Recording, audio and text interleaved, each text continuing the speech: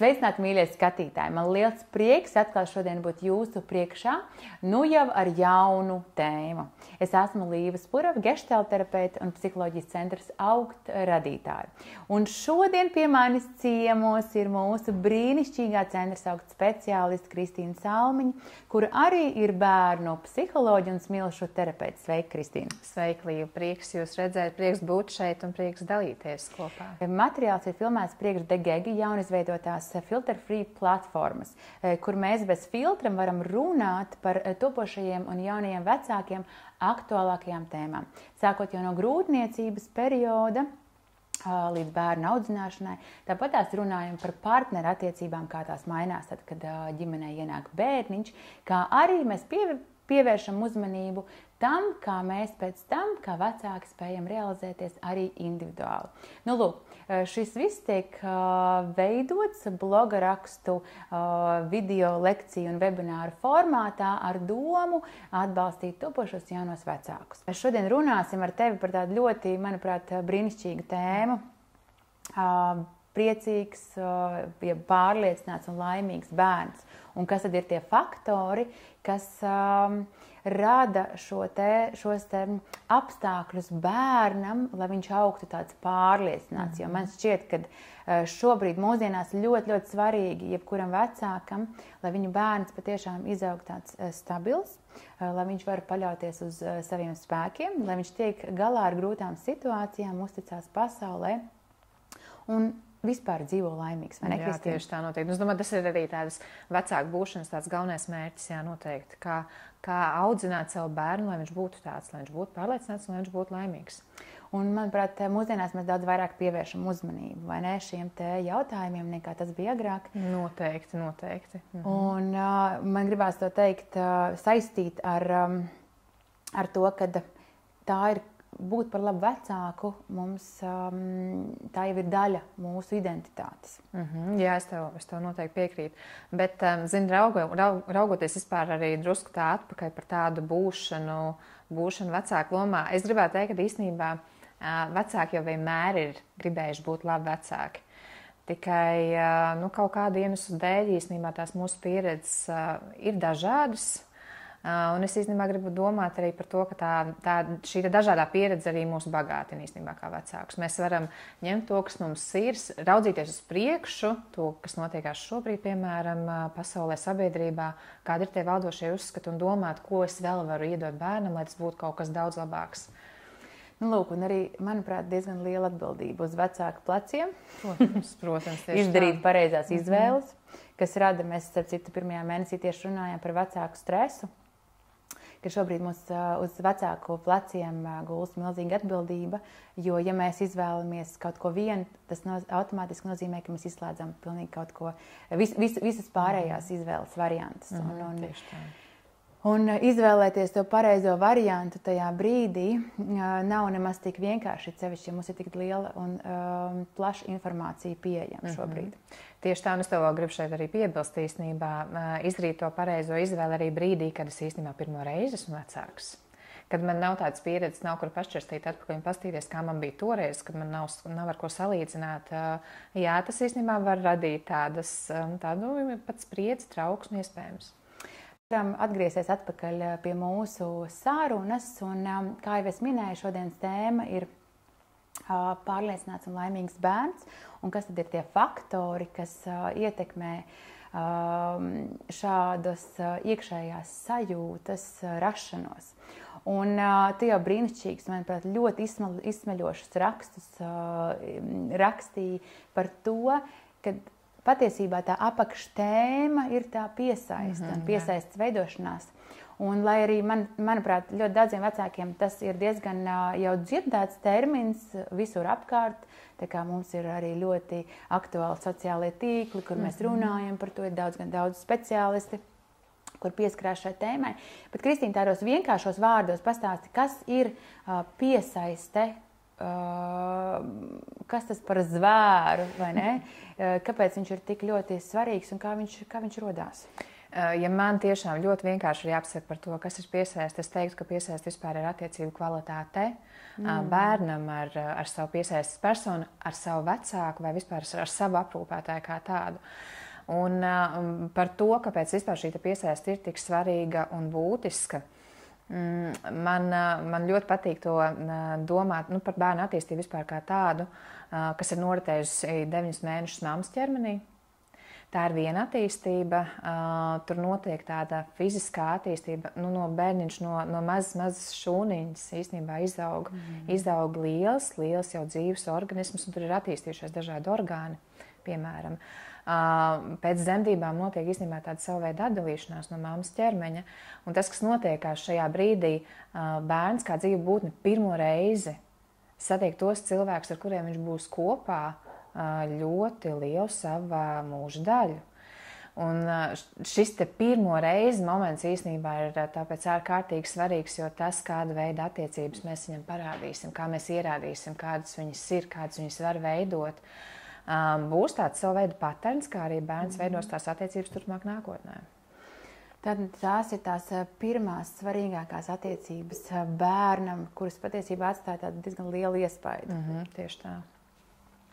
Ja viņas ir foršas, brīnišķīgas attiecības ar vecākiem, tad tas ir tas piemērs, ko viņš paņem tālāk arī savai pieaugušai dzīvē, vai ne? Attiecība pieredze, ko bērns gūst vispār ar vecākiem, noteikti ir pamats tam, kādā veidā viņš ies un veido šīs attiecības ar citiem, kādā veidā viņš redzēs pasauli un tam, kādā veidā viņš varēs arī šai pasaulē un arī citiem cilvēkiem vispār pasaulē uzticēties. Tātad, ja ir pozitīva pieredze, es iegūstu pozitīvu tādu pamatu tam, kas var iet pasaulē, lūgt palīdzību, zinu, ka man nāks palīgā, man ir šī pārliecība, ka ar mani viss būs kārtībā. Jā. Ja arī es piedzīvošu kaut kādas grūtas situācijas, jā, tieši tā. Un arī pretēji. Ja man tā pieredze ir negatīva, tad, diemžēl, es būšu visticamāk ļoti aizdomu pilns, ļoti rezervēts, ar sajūtu, ka uzticēties es varu tikai pats sev. Es neiešu un nelūkšu pasaulē palīdzību, tāpēc, kad es, piemēram, varu gūt atraidījumu, vai ne? No kā es baidos. Es varu, man varbūt tā sajūta, ka neviens neatsauksies, ja man būs vajadzīga palīdzība. Līdz ar to es domāju, ka mēs šobrīd ļoti daudz arī tie jaunie topošie vecāki vai jebkurš interesants, kas klausās mūs, var savilkt paralēlas paši ar sevi, tad kāda ir šī piesaiste, ja pārliecība mums radusies vai ne pa dzīvi. Jā, tas ir īstenībā tas arī, ar ko mēs bieži vien konsultācijas telpā, konsultāciju laikā saskaramies ar esošajiem vecākiem, ar topošiem vecākiem, ka paceļās tēmas, kas saistās ar savu pašu pieredzi. Un tas, jo galu galā tas savā ziņā veido tādu īstenībā balstu, kā es redzu, kā tā pasaule ir uzbūvēta. Jo tā pieredze man ir tāda, kāda man viņa ir, un man šķiet, ka savādāk nemaz vienkārši nevar būt. Un terapijas un konsultācijas ir tas laiks, kur ar šo var strādāt, kur to var pamanīt, ieraudzīt un kaut kādā veidā darboties ar to, lai vērstu kaut ko par labu. Šai mūsu video lekcijas pirmajai daļai es gribu, lai tu izdalītu šīs tātad ir droša piesaiste, vai ne? Un ir arī nedroša piesaiste. Pastāsti man lūdzu, kā viņi veidojas, kā zināt, ka mana attiecību kvalitāte ar bērnu ir tā, kas nodrošina šo drošo piesaisti, lai es ietu pēc tam tālāk dzīvē un justos labi un pārliecināts par sevi, ka pasaule man atbildēs, ka es tikšu galā ar grūtībām, bet ir pretēji. Tātad, ja runājam par drošo piesaisti, tas ir vispār veids, kā vecāks veido kontaktu ar bērnu. Tas veids, cik viņš ir vispār atsaucīgs bērnam. Jo, ja mēs domājam, piemēram, par zīdeni, par šo vecuma posmu, kad bērniņš ir tiešām pavisam mazs, bērns jau to vienīgo kontaktu īstenībā var veidot ar vecāku, ar savu balsi, pievēršot uzmanību. Jā, tās ir raudas, bet tas ir arī acu skatiens, tie ir pieskārieni, kas īstenībā arī ir tik ļoti, ļoti svarīgi bērnam. Tātad, ja blakus ir pieaugušais, kurš redz šo, kurš dzird, bērns raud, kaut kas īstenībā varbūt nav kārtībā. Ja ir vecāks, kurš pievēršās un atsaucās šim saucienam palīgā un mēģina kaut kādā veidā novērst un palīdzēt bērnam, tad veidojas droši piesaisti, jo bērnam veidojas apziņa par to, ka es zinu, ka man ir blakus kāds, kurš man var palīdzēt, jo zīdainis ir ļoti neaizsargāts. Ļoti. Un, viņš, ienākot pasaulē, viņš saprotiet, arī tā pasaule īstenībā ir viena, kas ir mammas vēderā. Un iznākot ārpasaulē, tas ir pilnīgi kaut kas cits. Viņam jauns un nezināms. Īstenībā katrs mazākais saules stars var būt kaut kas pilnīgi jauns priekš viņa. Un tas varbūt sabaidīt un var izbrīnīt, bet ja blakus ir vecāks, kurš palīdz saprast un drošā veidā iepazīt šo pasauli, tas ir daudz vieglāk doties pētīt. Tad teici pieskārieni, atsaucību uz bērna raudām, jo viņam kaut kas tajā brīdī ir nepieciešams, vajadzīgs. Tātad tie ir tie faktori, kas palīdz bērnam iegūt šo pārliecību, ka pasaule ir laba. Tieši tā, jā. Atsaucīgs pieaugušais, kurš reaģē bērna signāliem, palīdz veidot uzticēšanos pieaugušiem pirmām kārtām, un līdz ar to arī vēlāk citiem, arī pasaulē, citiem cilvēkiem un tā. Labi, un kā ir ar nedrošo piesaisti? Jo nevienmēr dzīvē viss ir tik spoži un brīnišķīgi, un tāpat man negribētos teikt, ka ir balts un melns, bet ir pelēkās nokrāsas ļoti daudz, un vienkārši ir tādas dzīves situācijas, kad arī pats centīgākais vecāks pēkšņi nokļūt vai nu tādā situācijā, emocionāli vai fiziski, kur viņam nav iespēja, piemēram, vienmēr atsaukties bērna vajadzībām. Un pastāst lūdzu vairāk par šo te, kā veido šī nedrošā piesaiste.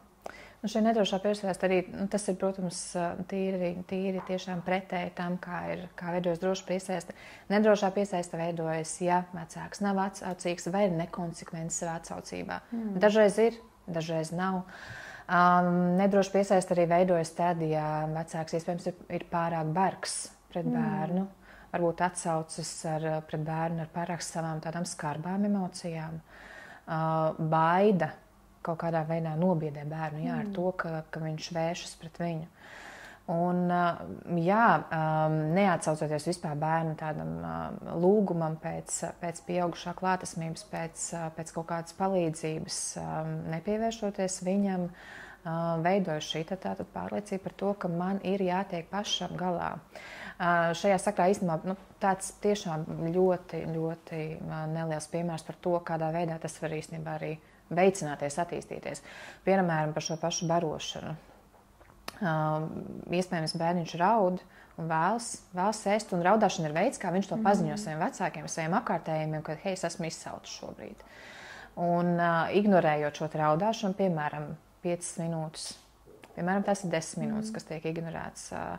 Piemēram, tā ir pusstunda. Bērns turpina raudāt, bet kaut kādā brīdī rodas vienkārši pārslodze smadzenēs, tāpēc, ka tā ir spriedze, kas rodās, jo viņam gribās ēst, bet viņu viens nedzird. Un viens neatsaucās viņa vajadzībai.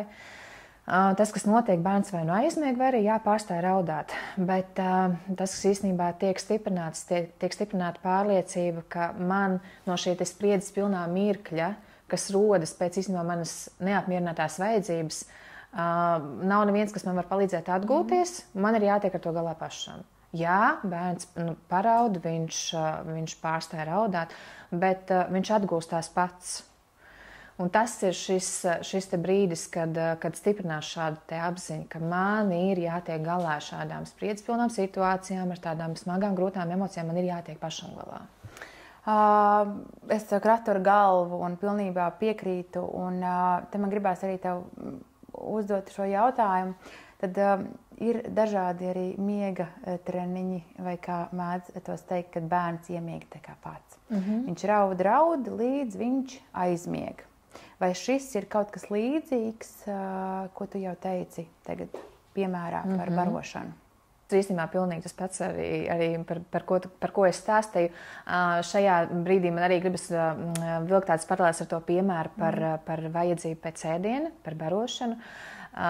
Mums ir jāsaprot, kā vecākiem katrā vecuma posmā jāņem ir par pamatu īstenībā tāda bērna fiziskā attīstība un jāpaskatās tiešām kritiski, vai viņš to spēj izdarīt. piemēram par barošanu, vai bērns tiešām pats spēj zīdaiņa vecumā aiziet līdz leduskapim, paņemt to, ko viņš grib, un pats pārēst. Nē, diemžēl nē, šobrīd vēl nē, tā nav tā pamatprasme, kas mums kā vecākiem viņam ir jāatbalsta un kas mums ir jāveicina. Šobrīd mūsu uzdevums kā vecākiem ir veicināt viņam vispār miega režīmu kā tādu, lai viņš izstrādājas, lai bērniņš tiešām arī atpūšas un arī auga īstenībā miegā. Tā kā jā, šī noteikti šādi miega treniņi, nē, mums ir jābūt atsaucīgiem. Kā vecākiem jābūt atsaucīgiem, jo tikpat labi arī miegā bērniņam varbūt kaut kas var sāpēt. Varbūt tas ir vēdriņš, varbūt ir kaut kāds gāzes vai kaut kas tāds. Un atkal, iespējams, tas raudiens ir par to, ka man šobrīd kaut kas sāp, bet neatsaucīgs vecāks, kurš nevēršas pie bērna, īstenībā veicina atkal to, ka tev ir jātiek galā pašam ar to. Nu, lūk, rezumējot mūsu pirmo sarunu par piesaistes veidošanos, tā tad ir šī drošā piesaiste, jeb kvalitatīvās attiecības, kas tiek veidotas ar vecākiem. Tās rodas tāpēc, ka vecāks ir atsaucīgs, iejūtīgs, viņš dzird bērna vajadzības, uzmin bērna vajadzības un vienkārši viņam ir blakus. Jā, līdz ar to, tad jau no pirmajām bērnu dienām rodās šī pārliecība, es tikšu galā, jo pasaule ir laba. Un pretēji, vai ne? Jā, ir šī nedrošā piesaiste, rodās ja nekvalitatīvas attiecības ar vecākiem. Tad, kad vecāks neatsaucās vispār bērnu vajadzībām, vai to nedara regulāri, jeb konsekventi, un bērnā rodās šī pārliecība, kad pasaule patiesībā ir tāda vieta, kurai nevar uzticēties. Man jātiek galā pašam. Jā. Prasīt palīdzību no otra cilvēka, visticamāk viņi neatbildēs, vai viņi atbildēs ar atraidījumu. Tātad pamatā, ja mēs iesākam šo tēmu pārliecināts un laimīgs bērns, tad šis ir tas pirmais pamats, uz kā visa šī pārliecība par sevi rodas. Jā, blakus esošs un atbalstošs pieaugušais, jā.